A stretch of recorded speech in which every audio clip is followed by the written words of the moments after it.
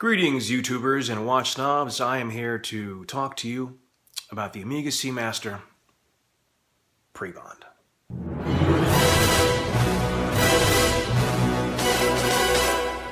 And here it is, Omega Seamaster 200 Diver, aka the Pre-Bond.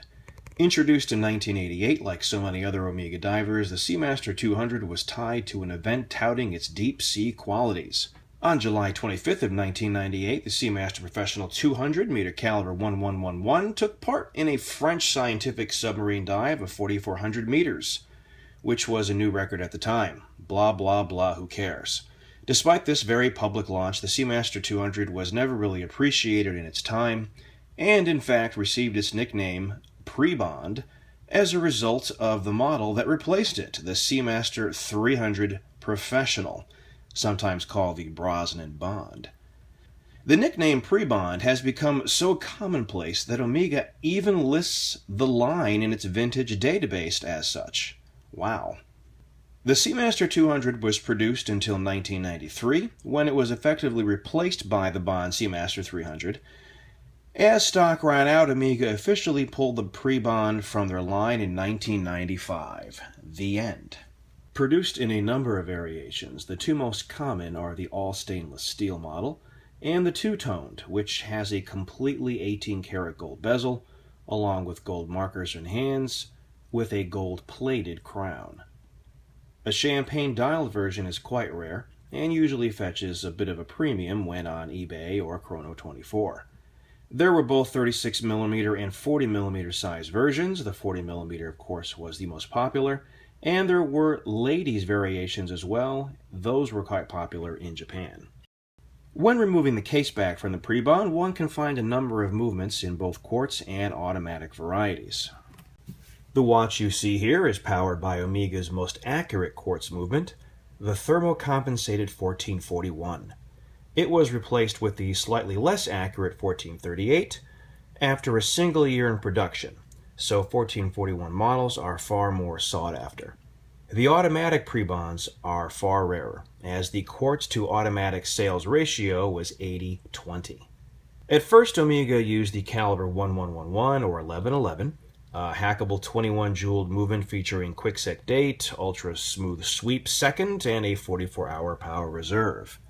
But at some point in 1992, Omega began using some 1109 or 1109 movements, which are of course almost identical to that of the 1111. So despite popular belief, the 1441 quartz is not the rarest Pre-Bond.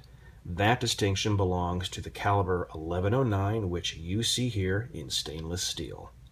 Ultimately, the Pre-Bond was Omega's attempt at regaining much of the relevancy it had lost during the quartz catastrophe. As such, the quality of the Pre-Bond was far superior to what was being produced by Omega back in those wonderful 1980s. The Pre-Bond featured a sapphire crystal, screw-down crown, water resistance to 200 meters, luminous dots for the hour markers, luminous single indexes at 6 and 9 with a lume double index at 12, a date window at 3, and a square tooth-notched 60-click unidirectional bezel.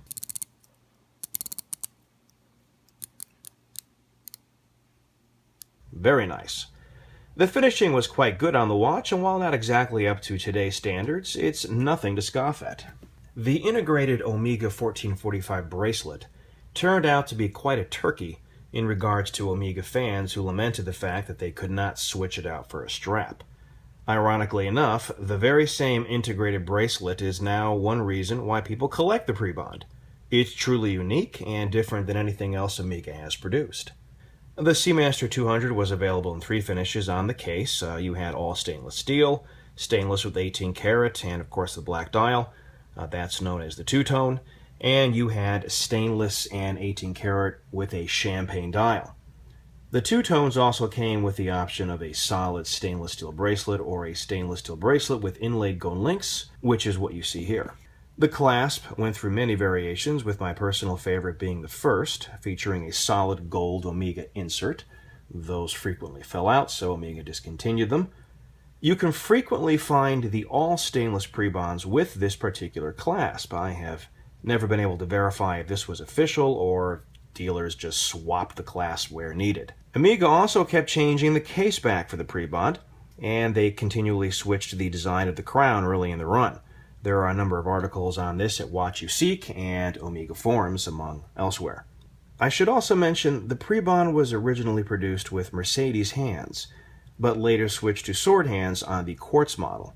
The automatic was produced with Mercedes hands right up to the very end, and that is my preferred look. That being said, some autos do have the sword hands, so some were produced in that variation.